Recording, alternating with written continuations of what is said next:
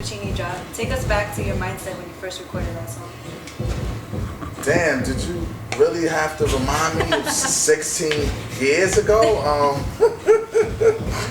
I mean, I remember it like it was yesterday. Ski called us, excited. He played the beat through the phone. And I swear to God, before he could like put the phone back down, we was already at his house like, yo, let's get this tonight. The rhymes came really easy. We laid out verses really quick and all of that.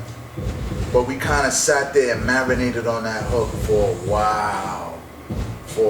But every song we ever have done, we did it that day. We never like started a song and had to come back and finish it the next day or whatever. Like, Luchini was made the same day we heard the beat, the same day Ski called us, and we was over there, we did it that day. But the hook took. What inspired the content as far as just Luchini? This is it, what? Yeah, you know, having a good time, getting some cash while you're having a good time. You really can't, you can't knock that. So that's what Luchini is about. Getting high. I mean, I don't want to make it like we drugged out. Yo, what? But you know what I'm saying? Having a good time. Everything that comes with it. And get cash while doing it. Good feel. Good feelings. Why do you think that song still resonates to people to this day? Because you throw that beat on at the club, everybody's like, and everybody knows the words. Like, why do you think it still sticks? I mean, I'm gonna put it like this, because I was about to say I don't wanna toot our horn or nothing like that, but that beat itself is just undeniable. It's a timeless piece. You could have farted, burped on it, you know what I'm saying? It was still destined to be what, you know what it is. I'm just happy and blessed that it was us that, that did it or whatever. So that's you. I'm just, we don't really deal with time like that.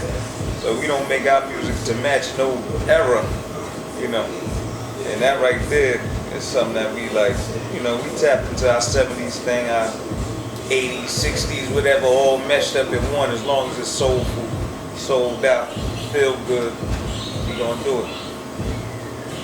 Some of our other favorites from the first album was Crystal Carrington, Cooley High. What are some of your personal favorites and why? Cooley. Crystal Carrington all day though, you know what I mean? Cooley definitely for me. When we first did Cooley High, it was over The Lady in My Life, Michael Jackson sample. And of course we couldn't clear that. So we sampled Funny How Time Flies by Janet, and we couldn't clear that either. so we had it replayed, and I would love for us to find that the original version, because kind of touched that song 3 times, man. Yeah, we did. The original, the remix, then the public version, or I like to call it. Yeah. But it was the record that got us signed. That was the record that made people, say, I want to take a chance with these cats right here. You know what I mean? That was our introduction to the world. Like, if I wouldn't rather be introduced any other way than Cooley High. What was your reaction hearing that song on the radio for the first time? Yeah, when it played in the movie, the Great White Hype movie, and I heard it on the radio for the first time. I think, like I see in movies how when that happens, they run around screaming like, oh, on the radio. I think I was probably the quietest of my life when that happened. Just kind of like, yeah, like this is really surreal, but it felt really good. Yeah, hearing it is like it's really unfolding right now. Everything we came up with at the table is coming to life now. So. Going back to Luchini a bit, because I tried to pick up the lyrics and I can't catch it. What the heck are you guys talking about in that song? We make a lot of references to like cinema and all that, and we kind of crazy with that wild slang terms and all that. Cats don't know what we're saying, but they feel it regardless. So like you would have to have seen what we seen to kind of catch what we're saying. How do you think your lyrical content has progressed throughout the years? I think there's been some inner conflict with us and our content simply because it's like we love to rhyme how we rhyme, but you know, we always face, I don't really know what y'all saying though, you know, I enjoy it, but I never. So there's been moments where we were like, you know what, let's try to write records where they could actually understand what we're saying, and then it's like afterwards we hear it back and we like, this is too it's too, I understand too much of what's going on right now, like something don't feel right, you know what I mean? But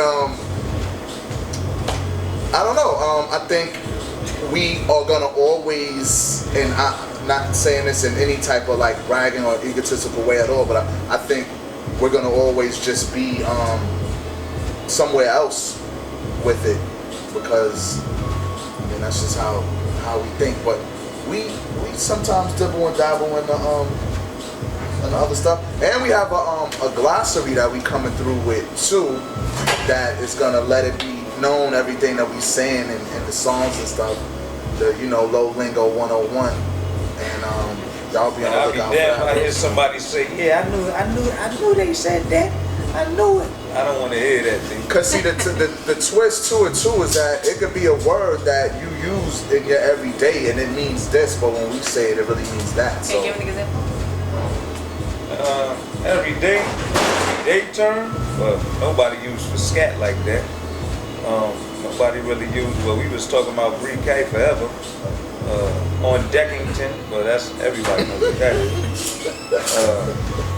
I like the scat. The scat? Yeah. Nah, that's not an everyday one, but fool is everyday. Fool is everyday, so if it's fool, it's crazy. You know, that's one fool. you're talking about. For scat though. Oh, for scat? That's like somebody, like a joke. I remember saying that to a cab driver. Like, yo, we for scat, man, with this price. What do you mean? I'm for scat. But he knew what the hell I was talking about. You know what I mean? But yeah, scat means like you a joke. The first most memorable moment you have while recording that album? Getting mad at Ski for something, and we took his doorknob off the door and he couldn't get out his house. That was probably one of the most memorable moments. And then I got to the end of the block and I was like, and I took it back upstairs to his crib like, here, bruh, open the door. He be getting at me all the time behind that one right there. Like, I wanted to kill you that day, you know what I mean? I wanted to kill him too. But that's my big bro forever. That's my big bro for life. So, but yeah, that's one of them. I guess completing it for me was definitely that. Finally get it done. I was hyped off that, like, word, mission accomplished, kid. Good. Ski, in our previous episode, he shared the story of how he met you guys from his perspective. Can you guys give your take on the story of how you guys first met? I think he said he met you first. Yeah. We met through a mutual friend. I was a teeny bopper, and Ski was an Atlantic Records recording artist, and I was a big fan of his group. And my friend introduced me and was like, he rhymes. I was an infant at the time, and I was like, all right, I'm gonna rhyme something for you. And we hooked up, and we started working on my solo stuff. And then I met Chi, and Chi was like, he wasn't even doing music. He was riding around New York in loud, fashionable colors, pretty much, and helping me critique my solo project. And it just got to a point where I was like, yo, I think we probably sound dope together. And tried it. I said, Ski, check it out. Ski was like, let's go. So you introduced him? I introduced Ski and Chi. Yeah, Two I used to only Virgos. give them records and all that. Like, hear this record. Eddie Kendricks is crazy right here. Check this out, B. If you can use it, use it. You know what I mean? And what would he say? What he said. Yeah, he would give me the records and I would take them to Ski. Like, yo, let's sample this, let's sample that. So, and that's pretty much how it still happens now. Like, she still provides a lot of dope ideas for Camp Lo, this entity. I'm actually glad you brought that up. I mean, y'all got a knack for choosing samples now. I definitely want to commend y'all for that, you know. And I actually want to go back to, y'all were talking about Coolie High. I actually just found that the Michael Jackson sample, I didn't know about it. But I've been listening to the Janet version, you know, the more popular one for maybe a good amount of years now. They, you know, musically, they both have the same chords. It's like the same feel for the most part. I don't know if that had anything to do with y'all choosing that particular track, but that's crazy. Because it definitely do got the same feel. Yeah. That's crazy. Nah, I never really noticed that until you said it. But what made you choose that feel? You know? Well, it was Jocko. No, excuse me. This was an ill scenario because Ski produced the first Coolie High, The Lady in My Life, the record that got us signed. They signed us off the Lady in My Life sample. We couldn't clear it, and it was his friend Jocko that sampled Janet, and you know, brought it to us, and we was like, oh, yo, this is crazy. This the new Coolie High. So we flipped it on that, and then Ski came in and he added the drums on it and really trumped it up. But I love Lady in My Life, of course. But that Janet record, I think I almost crashed when I first heard it. I kept stepping on the gas, like, you know what I mean? It wasn't really looking where I was going, but that Funny How Time Flies was my joint right there, for sure. Chivo, what was your reaction to that? Hearing that? I mean, I like the way Jocko did it, you know, because it was, the drums was wild brolic on that version. Then Cass had to get it replayed. So he already know how I feel about it. Once it got replayed, I mean, I still dig it, because it's us, but I like the original version more of that particular Coolie High. Going back to talking about Ski, your chemistry is very apparent in your music. How's that evolved over the years, your relationship with Ski? Oh man, I mean, like I said, I met Ski when I was a little kid, and he took me under his wing, and he showed me all the ropes and everything, and like, I mean, you know, that's my fam to the end of it, you know what I mean? He introduced me to all of this, you know? So, and he's a great guy, he's a tremendous talent, and he's definitely up there amongst the greatest to do it, you know what I'm saying? So, shouts to Ski, Joe Chink, you know what I'm saying? That's his low name, that's his Camp Lo name on some 3 the Hard Way, Joe Chink, you know what I'm saying? That's his name on some Camp Lo, because he's the third member of Camp Lo, there's no doubt about that, you know what I'm saying? So, shout out to Joe Chink, aka Ski Beatz, you know what I mean? That's how we doing it. Other things that have evolved over the years, of course, is hip-hop itself. What's your opinion on the evolution of hip-hop and how it is today compared to when you guys first came out? I don't know about evolution, but the changes in hip-hop since whatever. I think we have now entered a place where cats that were inspired by us, the Skis, the Pete's, and that whole golden era, those cats are like, I don't know, resurrecting it, so to speak, because for a second, it was like nobody was rhyming. You know what I mean? All you had to do was, you know, come up with a little, you know what I mean? A little jingle. You know what I'm saying? A little jingle would be good. And it was good. No disrespect to nobody. You know what I'm saying? No disrespect at all. We ain't walking around like we Grinches. No disrespect at all. But I'm just saying, we know this started in the Bronx. We know this started in New York. We know it started with lyricism. We know it started with those type of things. And for a hot second, there was none of that happening. And I feel like more recently, even though there may be a pop feel to it, I think Nicki can rhyme. I think Drake can rhyme. I think Kendrick can rhyme. I think J. Cole can rhyme. I think there are people that are in the game right now that can really rhyme. You know what I'm saying? And I'm happy to see that. I'm happy to see that. I think it's important to use your imagination and inspire what's gonna happen next. You know what I'm saying?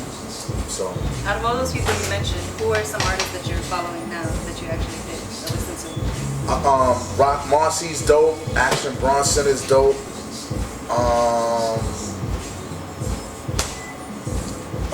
Ab-Soul, Kendrick, Mac Miller. How about you, Chiba? Schoolboy Q, TDE, they doing their thing. Rap City, shout out to Rap City. She's murdering it right now.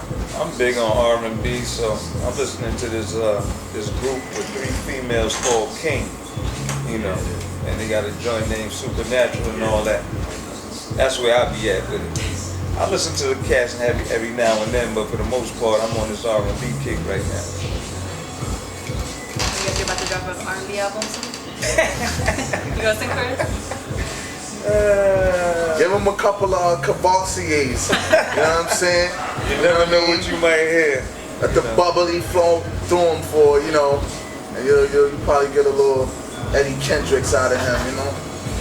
You guys have a track called B-Side to Hollywood. I kind of relate that title to how there's the A side of a track is more mainstream, the B side is more the unknown tracks. How could you guys talk more about indie and mainstream?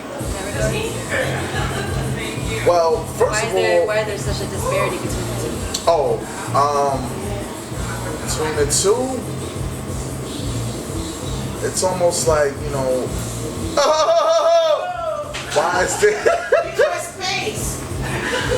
is there, you know, good and evil, so to speak? You know what I mean? Like, you always, you know, why is there hot? Why is there cold? Why is there up? Why is there down? Like, you're always gonna have that opposite when it comes to it all. Like, if you go back to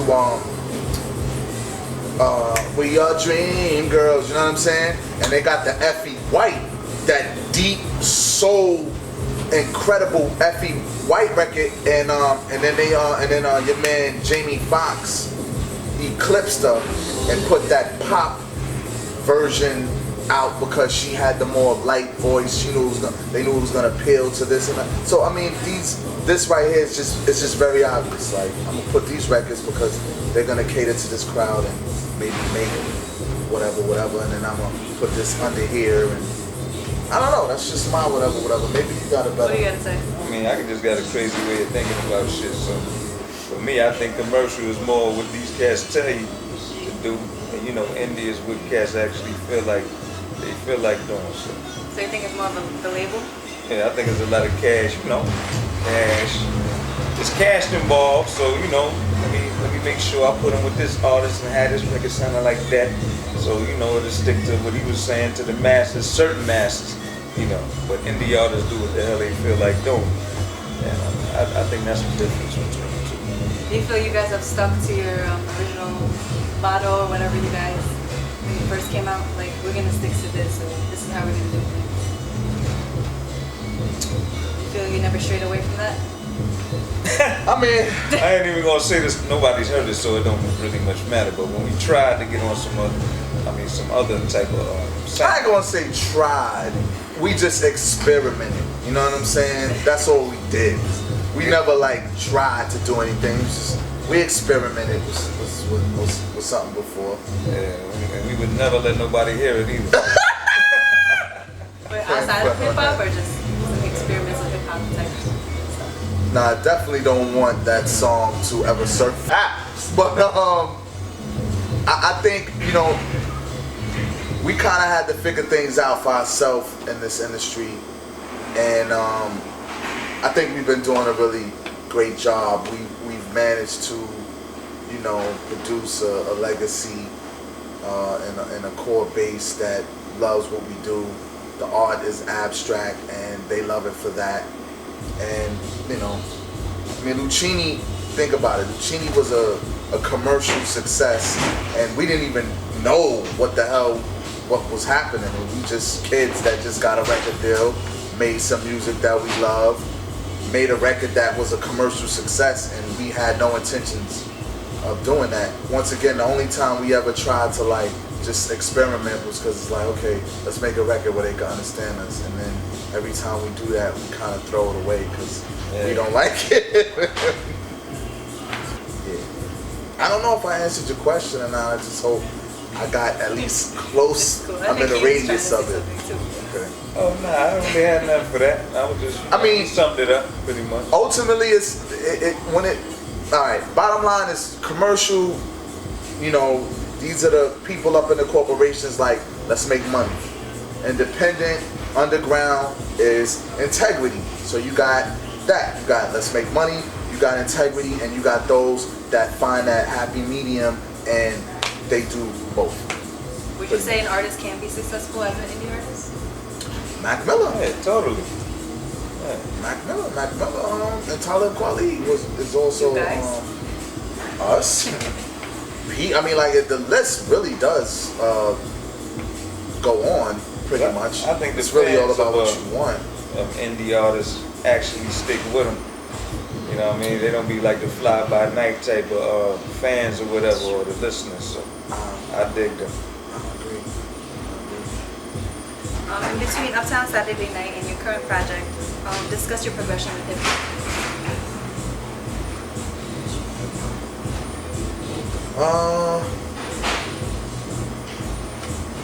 What's your progression with hip hop? As far as like switching up, you saying? Just witnessing firsthand hip hop's growth. Oh, hip hop's growth. And Not just saying. you being a part of it, of course, in your growth as well. That's kind of similar to the other question, the growth of hip hop. I don't know. I think it's just a boomerang again. You know what I'm saying? I think Cass is pulling from where we pulled from. Our golden era, like he was saying earlier, the 70s being crazy. I think 73 and 75 and all that was crazy. You know what I mean? A lot of Cass sampled from that time. You know, and then now Cass is doing what Cass was doing in the 90s now. So if that's progression, I mean, you may call it what you may, you know, but everybody taps back into what they love or what was golden at the time. So I don't really know about the progression thing. Nah, definitely. I feel like even producers that are of the highest stature, you know, go back to earlier records. Yeah, they go back to that. Everybody, you know, goes to the 60s, the 70s, the 40s, or whatever, find an idea, and then you transform it into the feeling of now. But I think that's just a part of the hip hop cultures that we take that, we make it our own, and voila. If you guys came up in the golden era, what would you call this? You said hit? The down, the ringtone era, right? I don't want to call it microwave either no more, you know. But Microwave era. I mean, everything is like TV. You get the quick shows, you get the quick music. I don't want to act it like it's all like that, but microwave is pretty much microwave. Pop in the microwave, comes up. And I said that the other day on Twitter because it's like, I never want to feel like I'm saying anything that's going to insult. Oh, yeah. But ultimately it's like, you know, we all entitled to our opinion and stuff like that, and I'm never disrespecting nobody. It's just looking at the industry as a whole. The love is not as magnified as it once was. So I just wonder how many times I'm in here Cash rhyme with that I don't know whether down south flow or that same that trap beat. Yeah, that quick rhyme. I don't know what to call it, but I done heard damn near shit, man. I mean, call my friend, you know. But I done heard a lot of that lately, so you know, I ain't really big on it. But I won't knock nobody for doing it. Speaking on your current project, can you discuss a little bit 80 Boxing Symphonies Part 2 with Pete? yeah. How that came about? Tech introduced us to Pete. Shout out to Tech, our DJ, Tech DJs for the Locks and Rakim and Tech is dope. We were recording in this studio. Pete was not too far away, and Tech was like, "Oh, they not far away. Let me bring him through." So he brought him over, and we was recording Stone and Rob Caught on Tape at the time with this song called On Smash with Styles P. And we was like, "Yo, Pete, drop a verse on it." So we came back in like 20 minutes, and he already had his verse written, recorded. He murked it, and then he just started playing us beats. Can't really say I heard anybody make a verse that quick though. Yeah, he went in there, cooked that real quick. Yeah, like wow, quick. So dropped it, bodied it. He started playing us, and he played a song called 99 Bottles. I'm gonna keep leaning on that. Yeah. And me and Chi started looking at each other, and we already knew. Like, and then like when he played the second one, the third one, the fourth one, we was like, "Yo, we already know what we gotta do." And Chiba took a little hibernation, came up with the idea of 80 Blocks from Tiffany's, and we've been rocking ever since. Are you guys working on anything else after this track?